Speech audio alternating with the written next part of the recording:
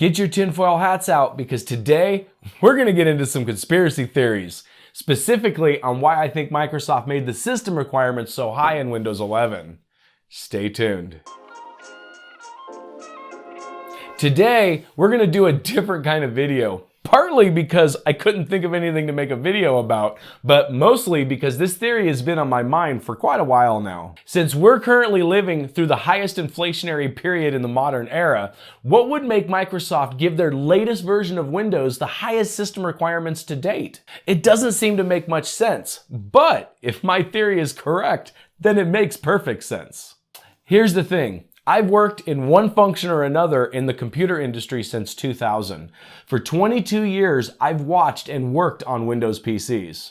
In fact, my career as a computer tech started right in the middle of the biggest disaster the tech industry has ever seen. That was when the dot-com bubble popped. That incident put more technology companies out of business than anything prior and anything that's happened since. It was quite literally an absolute disaster. I worked at a small computer store at the time, and people just stopped buying computers.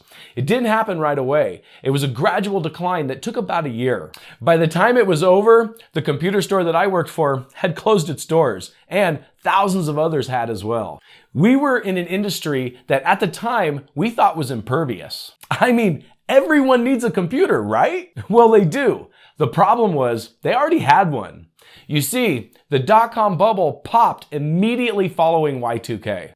A lot of you younger people might not remember that. Essentially what happened was we found a problem with the computers that we were currently using at the time. The BIOS only recognized a 2-digit year. Now that might seem like a small problem, but it was a lot bigger than you might think. In 1999, computers recognized the year as just 99. Then in 2000, computers would believe the year was 1900 because the BIOS had no way of recognizing the first 2 digits of the year.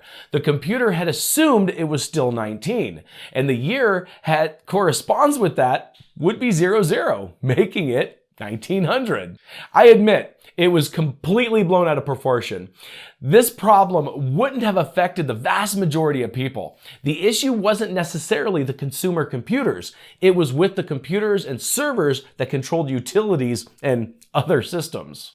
Think about it like this.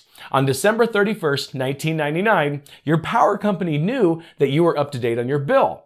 But the next day, all their servers thought it was 1900, which meant you were 100 years late on your payment. Obviously, your power would be shut off.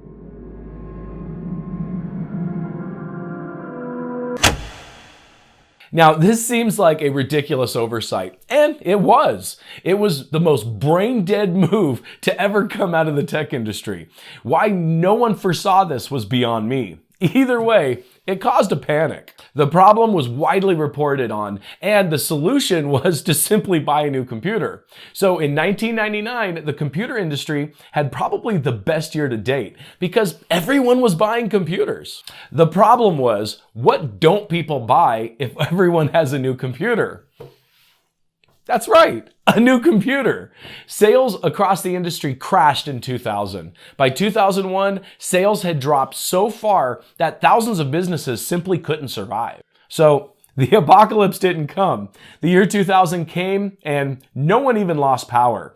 Arguably, this was because the majority of businesses upgraded their infrastructure in 1999 to avoid this problem from happening in the first place. While the problem was exaggerated, it was that exaggeration that made Y2K a nothing burger. We had fixed the problem, but in doing so, we kind of destroyed the computer industry. Now, fast forward 20 years later, in the year 2020, something happened that caused everyone to work from home. I'm sure you all know what that was. I have to say though, 2020 was one of the best years my business has ever had. It's also the year I started this YouTube channel. It was because of how good my business was doing that year that I was able to buy the equipment to start this channel in the first place. Believe me, cameras, lighting, and remodeling an entire room of my house isn't cheap. But the reason my business was doing so well is when you're stuck at home, you're working on your own computer. People were spending more time on their personal systems than they had in years. The vast majority of people are not like us, computer enthusiasts. They use their computer to perform a task, and they really don't care about it beyond that. But when they're using that old decrepit Windows 7 system and their company tells them they have to have Windows 10, the first thing they do is go out and buy a new computer. What this caused was very similar to the dot-com bubble. People were buying computers like crazy, either buying new ones or upgrading their old ones. There were some evenings during 2020 when I had 15 systems in my shop that I had to be upgraded and returned by the next day. So when you watch one of my older videos, remember that the day I filmed that video, I probably worked on at least 10 or more systems and I was tired. And you can tell that in many of my videos. Unfortunately, because of this newfound prosperity in the computer industry, it was building up the perfect storm. Everyone was buying new computers. So, what is it that people don't buy when they just bought a new computer? Yes, that's right, a new computer. 2020 had the potential to be a repeat of the dot-com disaster. So, here's where my conspiracy theory comes in. Microsoft has third-party partners that make up the vast majority of their revenue. These partners are Dell, HP, and other cookie-cutter style computer makers. A repeat of the dot-com bubble would have destroyed them, and in turn destroyed Microsoft's primary revenue stream. In 2021, everyone believed that Windows 10 was the last version of Windows, because Microsoft had, for the most part, said that it was. That position was based on a comment by a Microsoft employee at the 2015 Ignite conference. That employee was a Microsoft developer named Jerry Nixon. He said, right now we're releasing Windows 10, and because Windows 10 is the last version of Windows, we're all still working on it. That sounds definitive, right? Microsoft themselves even doubled down later and defended Jerry Nixon's comment by saying that it was reflective of the company's position. That actually kind of sounds like lawyer talk to me, but everyone simply believed that Windows 10 was going to be the last version of Windows. Then, on June 24th, 2021, everybody watched Microsoft's virtual event announcing the next version of Windows. Windows 11. At the time it was announced, everyone had already seen what it looked like because of a leaked beta that had came out a few weeks earlier. But what surprised people the most is when Microsoft revealed the system requirements. Now, every version of Windows has had system requirements. In fact, to a certain extent, everyone has always complained that Windows system requirements are not reflective of reality. If you tried to run a system based on the minimum system requirements of Windows, you would be miserable. Keep in mind that Windows 10 system requirements are a 1 gigahertz single core processor with 1 gigahertz of RAM. You couldn't pay me to use a system on Windows 10 with those specs. But that wasn't the point.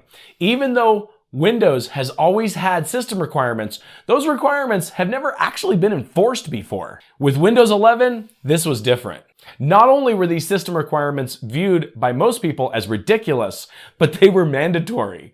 They required a processor only a couple of years old and a few hardware security requirements like TPM and Secure Boot, which only came on modern systems.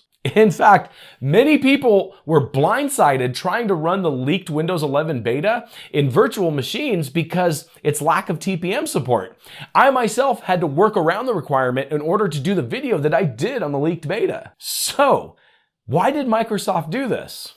Well, this is my theory. We were quickly heading for another disaster like the dot-com bubble because so many people had bought new systems in 2020. That meant Microsoft had to find a way not only to protect their own revenue, but also that of their partners.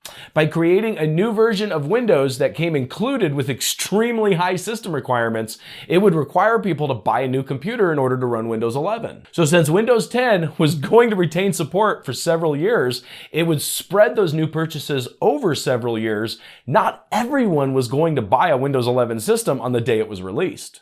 So, if this theory is true, then Microsoft could have actually saved us from another dot-com disaster. Well, maybe they did. I don't know. That's yet to be seen. Either way, that's my conspiracy theory. And that's also why I believe that the closer we get to Windows 10 losing support, the more likely Microsoft is to relax those system requirements. We'll have to wait until 2024 to find out, but I believe Microsoft is either going to extend support for Windows 10 or they're going to relax the requirements for Windows 11. To not do so would become an e-waste disaster. But anyway, that's my tinfoil hat theory for the day. You may or may not agree with me, but I welcome your comments below. What do you think is the real reason Microsoft completely changed 30 years of precedent in making system requirements so high for a new version of Windows? But in the meantime, check out this video where I show you how to install Windows 11 on pretty much anything. It's really not that hard to do, and I kind of have a suspicion that Microsoft is allowing it to be easy because they don't want people abandoning Windows. Anyway, as always, you guys have a great day.